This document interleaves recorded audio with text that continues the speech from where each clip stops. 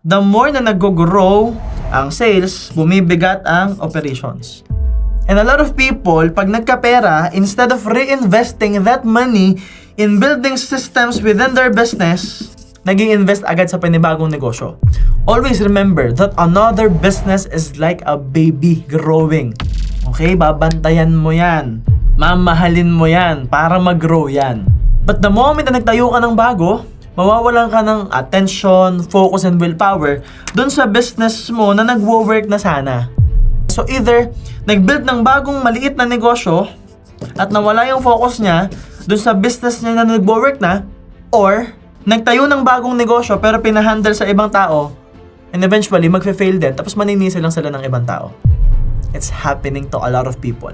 So the best you can do is you focus on the business. That's already working for you. Pipigain mo siya at magbibuild ka ng sistema. Pag may sistema ka na sa lahat ng aspects ng business mo, pwede ka nang magtayo ng bago kasi ang kagandahan niyan, ika-copy-paste mo na lang yung system doon sa bagong negosyo. It's only a matter of time bago maging successful ito. Becoming a millionaire is focusing on one thing. Diversifying is more on sustainability and expansion. So if you want to become a multimillionaire, if you want to become a successful entrepreneur, mag-focus muna sa isa.